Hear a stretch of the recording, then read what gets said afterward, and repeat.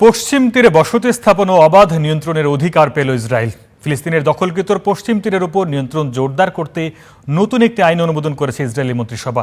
বিতর্কিত এই আইনের প্রতিবাদ জানিয়ে আবারও প্রতিরোধের ডাক দিয়েছে স্বাধীনতাকামী সংগঠন হামাস। অধিকৃত ফিলিস্তিনের পশ্চিম তীরে ইসরায়েলের নিয়ন্ত্রণ আরও জোরদার করতে কিছু নতুন নিয়ম অনুমোদন করেছে ইসরায়েলি মন্ত্রিসভা।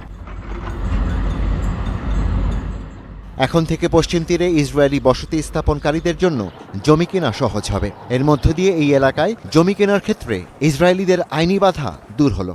নতুন আইনে ফিলিস্তিনিদের উপর আইন প্রয়োগে আরও ক্ষমতা পেল ইসরায়েলি কর্মকর্তারা। এছাড়া ধর্মীয় স্থানের ব্যবস্থাপনার দায়িত্ব ও ফিলিস্তিনি কর্তৃপক্ষ শাসিত এলাকাগুলোতে অবাধ নজরদারি ও আইন প্রয়োগের এখতিয়ারও পাচ্ছে ইসরায়েল।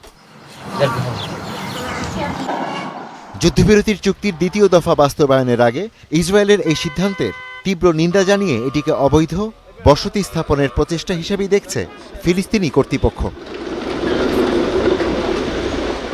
২৩ সালের অক্টোবরে যুদ্ধ শুরু হওয়ার পর থেকেই পশ্চিম তীরের একটি বড় অংশ ইসরায়েলের নিয়ন্ত্রণে।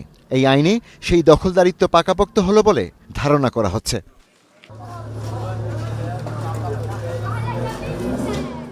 প্রতিক্রিয়ায় দখলদার বাহিনী ও বসতি স্থাপনকারীদের বিরুদ্ধে প্রতিরোধের ডাক দিয়েছে হামাস।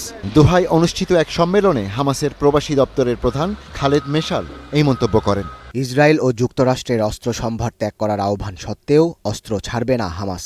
দখলদারিত্বের মধ্যে অস্ত্র কেড়ে নেওয়া হলে ফিলিস্তিনিরা সম্পূর্ণরূপে প্রতিরক্ষাহীন হয়ে পড়বে। হামাসের অস্ত্র সমর্পণের আলোচনা মূলত ফিলিস্তিনি সশস্ত্র প্রতিরোধকে দুর্বল করার দীর্ঘদিনের প্রচেষ্টারই ধারাবাহিকতা। এদিকে রাফা সীমান্ত দিয়ে আরও ৪১ ফিলিস্তিনি গাজায় ফিরেছেন।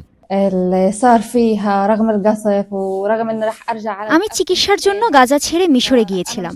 গাজায় চিকিৎসার কোনো ব্যবস্থা ছিল না। মিশরে আমাকে হাসপাতালে ভর্তি করা হয়। চিকিৎসকরা শেষ মুহূর্ত পর্যন্ত আমার পাশে ছিলেন। আল্লাহর রহমতে আমার পা ভালো হয়েছে। আমি এখন হাঁটতে পারছি।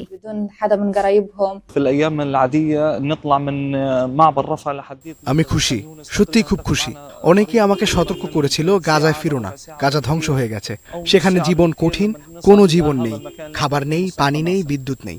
কিন্তু গাজার জীবন এখনো সুন্দর, যদিও তা ধ্বংসের শিকার হয়েছে। সীমিতভাবে রাফা সীমান্ত খোলার পর ৮৮ জন ফিলিস্তিনি গাজায় ফিরে এসেছে। Ishtiaq Hossain, star news.